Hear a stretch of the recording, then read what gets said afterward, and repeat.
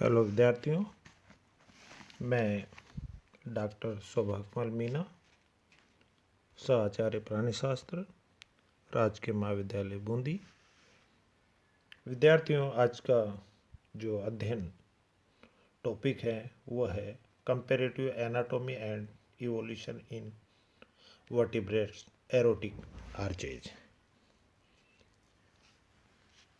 उक्त टॉपिक का अध्ययन करने से पहले बात करेंगे एरोटिक आर्चेज का बेसिक एम्ब्रियोनिक पैटर्न या प्लान अर्थात मूल बोलने की योजना।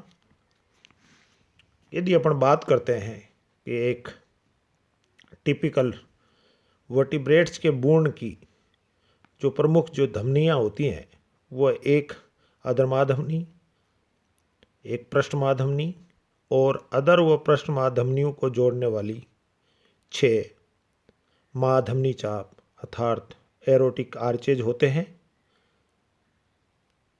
ब्लड का हार्ट को एक अधर्माधमनी के द्वारा छोड़ता है जो ग्रसनी के नीचे मध्यस्तर के आगे जाती है। इसका अगला वाला सिरा में एक जोड़ी एक्सटर्नल कोरेटिड आर्टरीज अर्थात बाह्य ग्रीवा धमनियाँ में शाखित हो जाती है।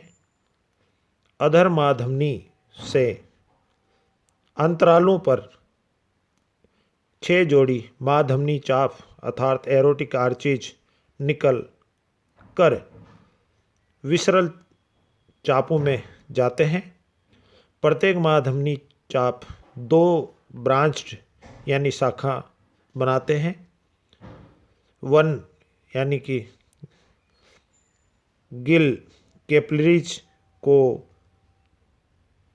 सिरा रुधिर प्रवाहित करती हुई एक अधर एफरेंट ब्रांचियल आर्टरीज अर्थात अभिवाही क्लोम धमनी और दूसरी गिल्स से या क्लोम से रुधिर ले जाने वाली एक पृष्ठ अपवाही क्लोम धमनी यानी कि इफेरेंट ब्रांचियल आर्टरीज।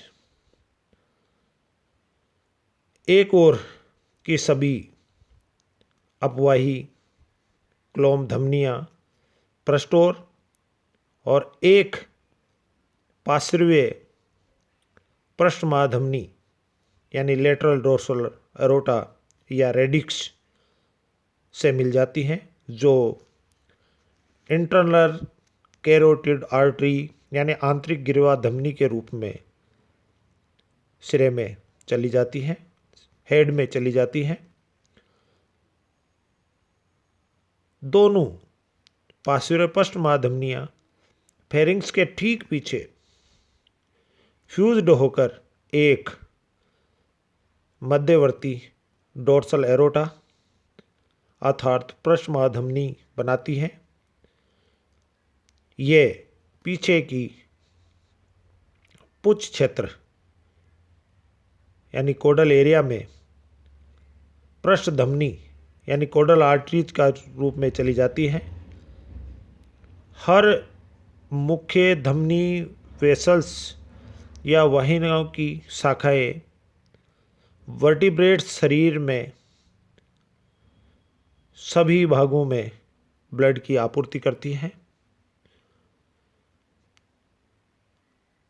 वयस्क यानी एडल्ट वर्टिब्रेट्स का धमनी तंत्र अंतरों को दर्शाता है, परंतु एक्चुअल में यह वर्टिब्रेट्स बूर्ण में दृष्टिगोचर मूल सत्यापत्ति योजना के अनुसार ही बना होता है।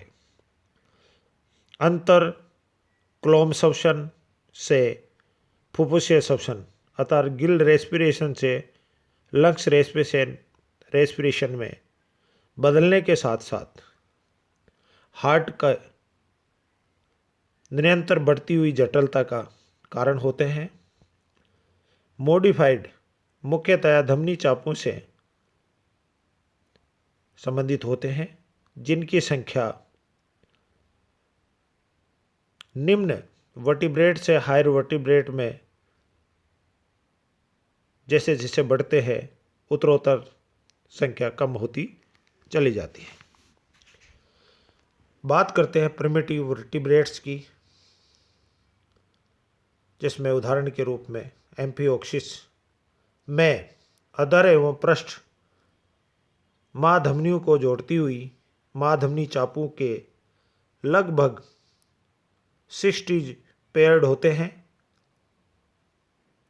पेट्रामाइजोन में धमनी चापों के 7 जोड़े पाए जाते हैं।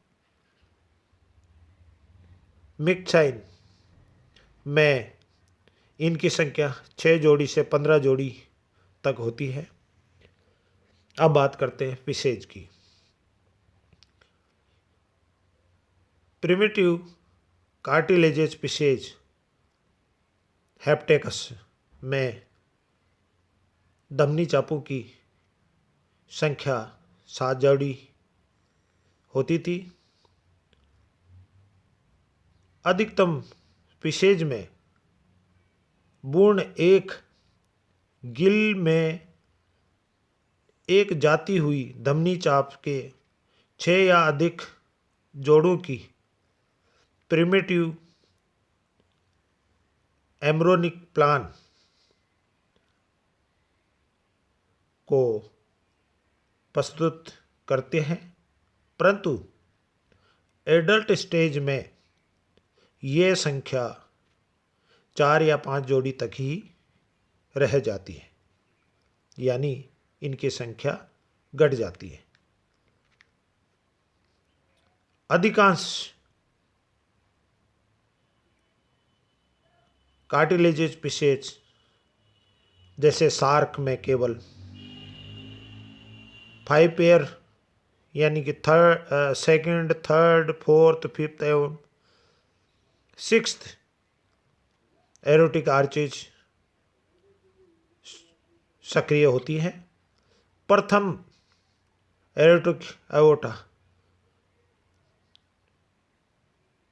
स्पाइरेकल या कलोम विदर में बनाती है, जो गिल्स के रूप में अनएक्टिव हो जाती है। उसके पश्चात प्रथम चाप यानी मैंडिबुलर एब्सेंट होता है, या एक एफरेंट सूडो ब्रांचियल आर्टरीज बनाता है। अधिकांश ऑस्ट्रोइक्थीज या बोनी पिसेज में प्रथम या द्वितीय चापों के विलुप्त होने की प्रवृत्ति होती है। इनमें केवल 4 पेयर्ड यानी कि थर्ड, फोर्थ, फिफ्थ एवं 6th ही एक्टिव होते हैं। पोलिपटेरस एवं लंग फिशेज में गिल कम विकसित होते हैं, जिससे प्रत्येक ओर 6th चाप के अपवाही भाग से निकलकर एक पल्मोनरी धमनी विकसित होते हुए एयर चेक या लंग्स को ब्लड सप्लाई करती हैं। प्रोटोपटेरस अफ्रीकन लंग फिशेज की बात करते हैं, जिसमें थर्ड एवं फोर्थ एम्ब्रोनिक आर्चेज गिल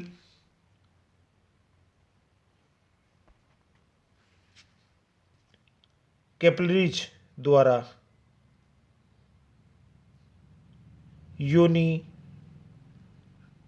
टर्पुटेड अर्थात अविच्छिन्न होते हैं।